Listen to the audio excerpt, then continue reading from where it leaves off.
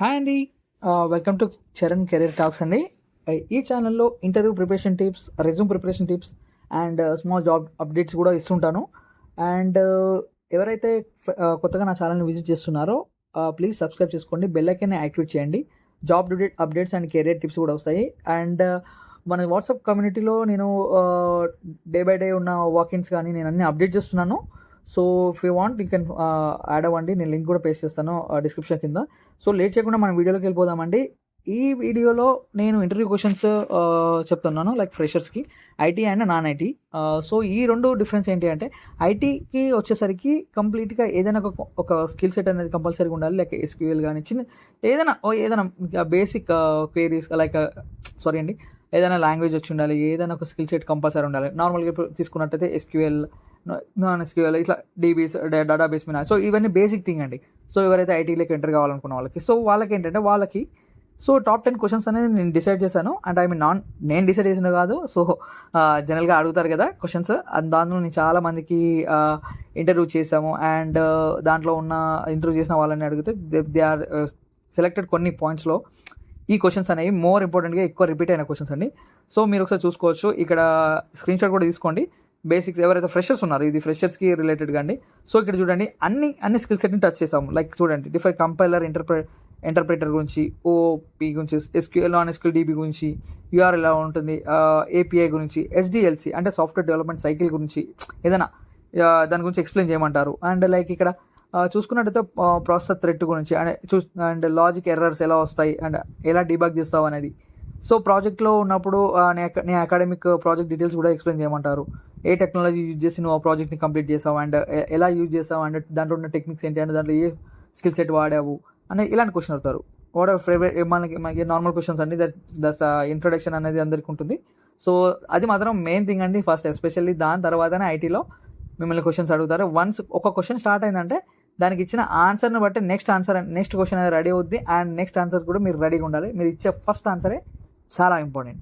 Okay, మీకు వచ్చిన programming లాంగ్వేజ్లో వాళ్ళు అడుగుతారు, లైక్ ఏ లాంగ్వేజ్ కంఫర్టబుల్ ఉంటుంది, ఏ లాంగ్వేజ్ మీద నువ్వు ప్రిపేర్ అయ్యి ఉన్నా, అండ్ నెక్స్ట్ స్కిల్ సెట్ ఉంది అని ఆల్రెడీ రెజ్యూమ్ చూస్తారు.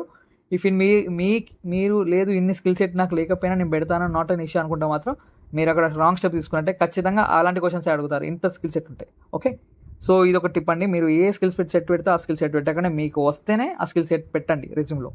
సో ఆ ప్రిపరేషన్ కూడా నేను చెప్తాను.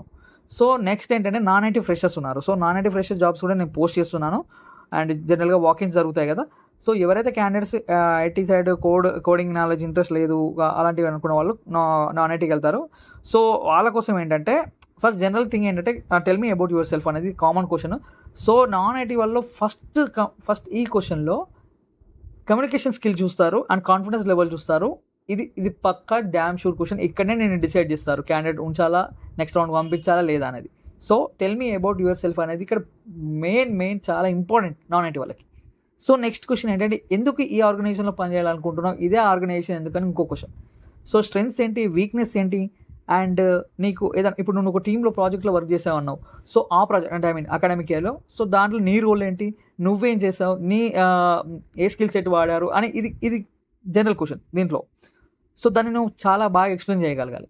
అండ్ ప్రెజర్ని హ్యాండిల్ చేయగలవా, చేస్తే ఎలా చేస్తావు అని ఈ ప్రిపరేషన్లో మీరు ముందే రెడీ అయ్యి క్వశ్చన్స్ రెడీగా ఆన్సర్ రెడీగా ఉండడం మీ మైండ్లోనే ఉండాలి. అండ్ ఈ కంపెనీ గురించి నీకేం తెలుసు అని జనరల్గా అడుగుతారు. ఇప్పుడు ఈ క్వశ్చన్స్ తగ్గింది నేను చూసే వాటిలో అయితే. అండ్ ఈ మిగతా క్వశ్చన్స్ అని కామన్ అండి. రొటేషన్ షిఫ్ట్లో వర్క్ చేస్తారా లేదా రీలోకేట్ అవుతారా, సో నెక్స్ట్ 3 yearsలో నీ గోల్ ఏంటి అని అడిగితే దీనికి కూడా ఆన్సర్కి చెప్పడానికి రెడీగా ఉండాలి. సో నేను విన్న క్వశ్చన్స్ అంటే, ఏదైనా నీకు బెస్ట్ అనిపించే కలర్స్ కానీ, ఈ కలర్ ఎందుకు ఇష్టం, ఆ కలర్ గురించి డిస్క్రైబ్ చేయండి అని అడుగుతారు. So which colour you like, ఇలా క్వశ్చన్స్ అడుగుతారు. సో నీ కమ్యూనికేషన్ స్కిల్స్ చూసుకోవడానికి, నీ థింకింగ్ నాలెడ్జ్ని తెలుసుకోవడానికి. ఇప్పుడు క్రికెట్ అని చెప్పారనుకోండి, నీ ఫేవరెట్ క్రికెటర్ ఎవరు, సో క్రికెటర్లో ఏంటి నచ్చుతుంది, ఇలా అడుగుతూనే ఉంటారు. సో నువ్వు ఎలా థింక్ చేస్తున్నావు అని వాళ్ళు తెలుసుకోవడానికి, అండ్ కమ్యూనికేషన్ స్కిల్ ఎలా ఉంది, ఎలా ఎక్స్ప్లెయిన్ చేయగలడని. సో ఇదే అండి. అండ్ ఇక ప్రయారిటీ టాస్క్ వస్తే ఇది కామన్గా ఎక్స్పీరియన్స్ క్యాండిడేట్ కూడా అడుగుతారు ఈ క్వశ్చన్స్. సో దీన్ని మీరు స్క్రీన్ షాట్ తీసుకోండి, మీకు యూజ్ అవుద్ది. పక్కా దీంట్లో ఇలాంటి క్వశ్చన్స్ అడుగుతారు బేసిక్గా ఫ్రెషర్స్ని ఎవరైనా సరే. సో ఇంకా మీకు ఏమైనా ఏ స్కిల్ సెట్ మీద ఇంటర్వ్యూ క్వశ్చన్స్ కావాలంటే నాకు కామెంట్ సెక్షన్లో మెన్షన్ చేయండి, నేను రెడీ చేస్తాను. అండ్ ఇంకేమైనా డౌట్స్ ఉన్నా ఏది ఉన్నా నాకు ఈమెయిల్ ఐడి కూడా మెన్షన్ చేస్తున్నాను. మీకు ఏమైనా డౌట్స్ ఉన్నా నాకు ఈమెయిల్ చేయొచ్చు. And thanks guys, thanks you so much for your support and all the best guys. Apply చేసేసుకోండి. నేను పోస్ట్ చేసిన అన్ని యాక్టివ్ హైరింగ్ పొజిషన్స్ మాత్రమే హైరింగ్ చేస్తాను. ఏ వీడియో పోతే ఆ వీడియోని అసలు చేయను. Please subscribe to my channel. Have a good day. Thank you.